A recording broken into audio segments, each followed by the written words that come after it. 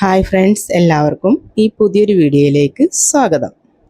പിന്നെ എൻ്റെ വീഡിയോ മുഴുവനായിട്ട് എല്ലാവരും കാണണം കേട്ടോ. അപ്പോൾ ഇഷ്ടമായെങ്കിൽ ലൈക്കും ചെയ്യണം, കമൻറ്റ് ചെയ്യണം. പിന്നെ ഇതുവരെയും സബ്സ്ക്രൈബ് ചെയ്യാത്തവർ ഒത്തിരി പേരുണ്ട്, ഒന്ന് സബ്സ്ക്രൈബ് ചെയ്യണേ. അങ്ങനെ എൻ്റെ ഈ യാത്ര ശിവഗിരിയിലേക്കാണ്. അപ്പോൾ ഞങ്ങളെല്ലാവരും യാത്ര ചെയ്യുകയാണ്. അപ്പോൾ പുറത്തെ കാഴ്ചകളൊക്കെ ഞാനൊന്ന് വീഡിയോയിൽ പകർത്തി. അങ്ങനെ ഞങ്ങൾ വർക്കല ശിവഗിരിയിൽ എത്തിയിരിക്കുകയാണ്.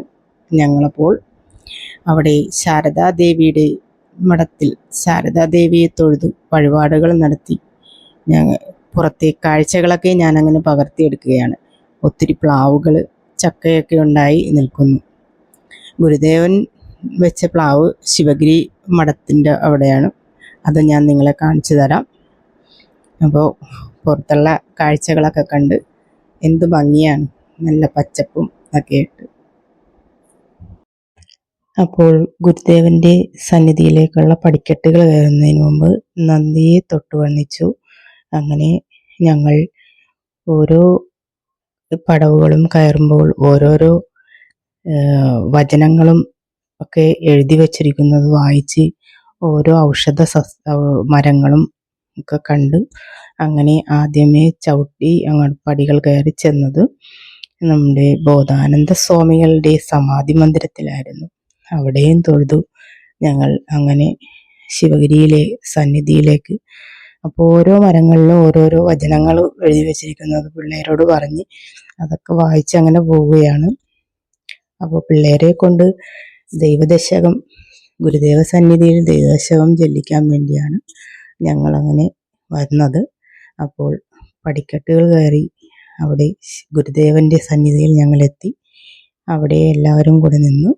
ഇനി അകത്ത് കയറി ഗുരുപൂജയൊക്കെയുള്ള ചീട്ടുകളൊക്കെ കൊടുത്ത് ഞങ്ങൾ ഗുരുദേവ പ്രാർത്ഥനകളിൽ നിന്നും മുഴുകി അവിടെ ചുറ്റിനും ഒന്ന് വലം വെച്ചൊക്കെ വന്നു.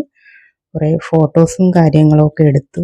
അവിടെ കുട്ടികളെ നമ്മുടെ ഗുരുദേവൻ വെച്ച പ്ലാവിൻ്റെ ചുവട്ടിൽ ഇരുത്തി ദൈവദശകം ചൊല്ലിച്ചു.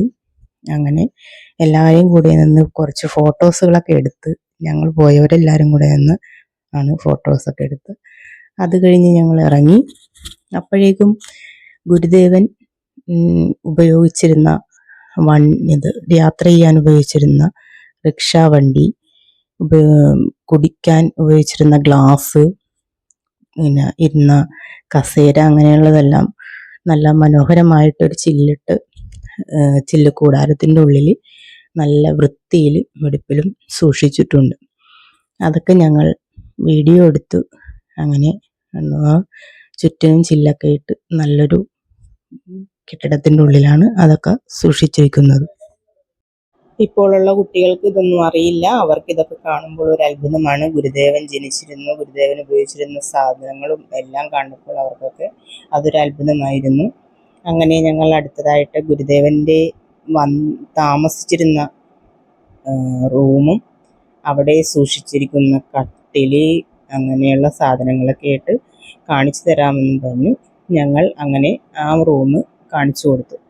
അങ്ങനെ അത് നല്ല വൃത്തിക്കും ഇതിൽ കട്ടിലും കസേരയെല്ലാം ഗുരുദേവൻ്റെ ഫോട്ടോയും എല്ലാം അതൊക്കെ കാണിച്ചു കൊടുത്തു കുട്ടികളെ.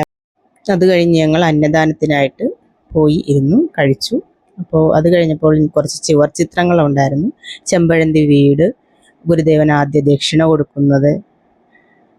കൊടുത്ത് കളരിയിൽ ചേരുന്നത്, പിന്നെ ഗുരുദേവൻ ശാരദാ പൂജ നടത്തുന്നത്, അങ്ങനെ ചുവർ ചിത്രങ്ങളൊക്കെ കണ്ട്. അത് കഴിഞ്ഞ് കളരിയിൽ ഗുരുദേവൻ ഇരിക്കുന്നത്, കുഷ്ഠരോഗിയായ ആളെ ശുശ്രൂഷിച്ച് ഭക്ഷണം പാകം ചെയ്യുന്നത്, കന്നുകാലികൾക്ക് വേദം ഉപദേശിച്ചു കൊടുക്കുന്നത്, ഗുരുദേവൻ വഞ്ചിയാത്ര ചെയ്തു പോകുന്നത്, അങ്ങനെ ശിഷ്യഗണങ്ങളുണ്ടായി. അങ്ങനെ ഓരോരുത്തർ രോഗിയായ ആളെ വഞ്ചിയിൽ കൊണ്ടുപോകുന്നത്, ശ്രീകൃഷ്ണലീലയിൽ കാണുന്നതും ഗുരുദേവൻ ആചാര്യനായി പഠിപ്പിക്കുന്നതും, അങ്ങനെ ഇതെല്ലാം കണ്ടു ഞങ്ങൾ ഗുരുദേവ സന്നിധിയിൽ നിന്നും തിരിച്ച് ഇറങ്ങുകയാണ്. അങ്ങനെ എല്ലാ കാഴ്ചകളും കണ്ടു ഞങ്ങളുടെ ഈ യാത്ര ഇവിടെ അവസാനിപ്പിച്ചു. അപ്പോൾ പുതിയ വീഡിയോയുമായിട്ട് കാണാം. Thank you.